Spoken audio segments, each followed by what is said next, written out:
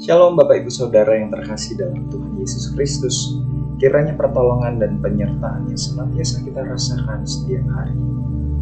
Mari kita memulai pagi ini dengan pimpinan Tuhan. Mari kita berdoa.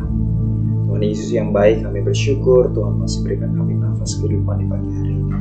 Kami rindu pimpinan penyertaan Tuhan senantiasa turun atas kami setiap hari, setiap keputusan-keputusan yang harus kami ambil hari ini, setiap langkah kehidupan kami mau serahkan hanya ke dalam tangan pengasihan.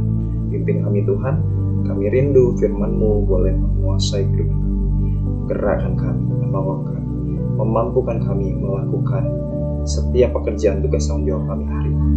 Terima kasih Tuhan Yesus. Haleluya. Amin.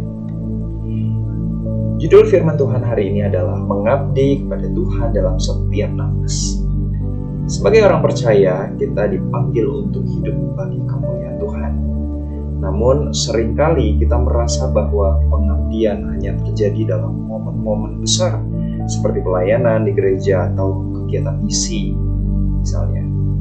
Padahal, pengabdian sejati adalah sebuah gaya hidup yang terjalin dalam setiap aspek kehidupan kita. So, it's about our lifestyle. Dalam aspek apa saja sih kita bisa mengabdi pada Tuhan? Aspek yang pertama, mari kita mulai dari rumah tangga. Rumah tangga bisa sebagai altar. Rumah tangga adalah altar pertama, tempat kita mempersembahkan pujian dan penyembahan. Di dalam keluarga, kita belajar tentang kasih, pengampunan, dan kesetiaan. Dengan menjadi suami atau istri yang baik, orang tua yang penuh kasih, atau anak yang berbakti, kita sedang membangun kerajaan Allah di tengah keluarga. Tahukah Anda bahwa setiap tindakan kecil seperti membantu mencuci piring misalnya, menyiapkan sarapan atau mendengarkan keluhan pasangan adalah bentuk pengabdian kita kepada Tuhan. Kita menunjukkan kasih Kristus melalui tindakan-tindakan sederhana. Aspek yang kedua, kita bisa melayani Tuhan, mengabdi kepada Tuhan melalui pekerjaan kita. Pekerjaan bukanlah hanya sekedar mencari nafkah, tetapi juga sebuah panggilan untuk melayani sesama. Melalui pekerjaan kita, maka kita berinteraksi dengan berbagai macam orang. Kita dapat menjadi berkat bagi rekan kerja, atasan, atau bahkan bawahan kita. Melalui integritas dan etos kerja yang tinggi, kita bisa memuliakan Tuhan dan menjadi saksi baginya. Aspek berikutnya, yang ketiga, kita bisa mengabdi kepada Tuhan melalui lingkungan sekitar kita. Lingkungan sekitar kita itu bisa menjadi sebuah ladang misi. Lingkungan seperti komunitas tempat tinggal kita, sekolah, atau tempat kita bergaul, itu semua adalah ladang misi yang Tuhan percayakan kepada kita. Kita dapat menjadi garam, menjadi terang di tengah dunia yang gelap. Dengan bersikap ramah, peduli, dan membantu, kita dapat menarik orang kepada Kristus. Dan Bapak Ibu Saudara, jangan lupakan doa dan membaca firman. Itu adalah senjata ampuh kita. Doa adalah nafas rohani bagi kita.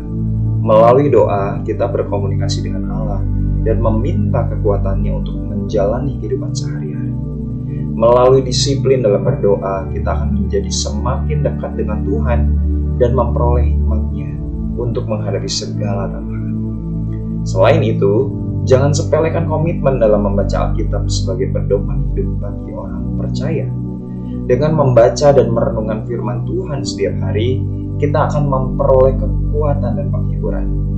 Firman Tuhan akan menuntun kita dalam mengambil keputusan dan menjalani kehidupan yang berkenan kepada Allah. Selain aspek-aspek yang telah kita bahas sebelumnya tadi, mengabdi kepada Tuhan juga bisa melibatkan hubungan interpersonal kita, seperti dalam hal persahabatan kita dengan teman-teman seiman. Persahabatan ini adalah hubungan yang dibangun di atas dasar iman kepada Kristus. Dalam persahabatan ini, kita dapat saling menguatkan, saling mendukung, saling mendorong untuk bertumbuh dalam kasih Tuhan.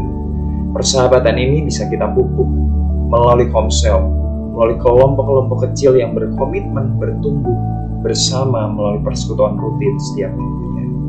Dengan membangun persahabatan yang sehat, kita dapat menciptakan komunitas yang penuh kasih dan saling mengasihi. Sudahkah Anda tergabung dalam komsel-komsel tertentu yang membangun spiritualitas kita? Silakan join, bergabung dengan komsel-komsel.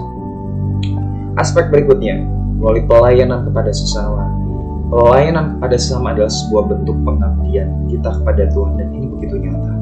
Kita dapat melayani sesama melalui berbagai cara, seperti mengunjungi orang sakit, membantu orang yang membutuhkan, atau terlibat dalam pelayanan sosial.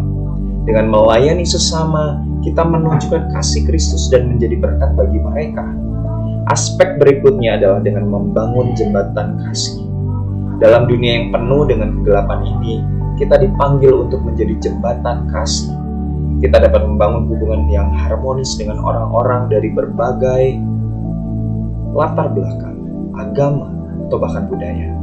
Dengan bersikap terbuka, rendah hati, dan penuh kasih, kita dapat menjadi alat damai dan kesatuan di tengah masyarakat. Selanjutnya, kita dapat mengabdi kepada Tuhan melalui doa bagi sesama. Pernahkah Anda bersyafaat bagi orang-orang di sekitaran kita?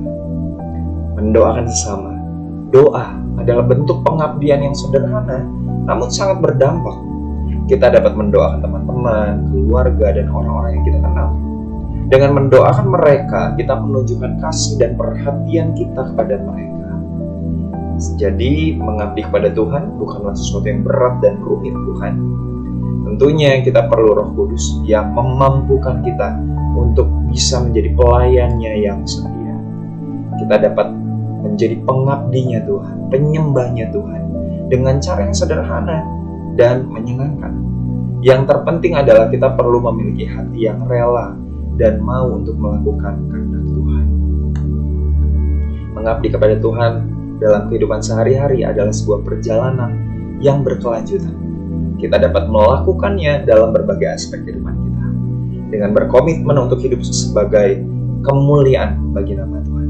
Kita menjadi berkat bagi dunia di sekitar kita. Tuhan Yesus memberkati kita semua. Amin.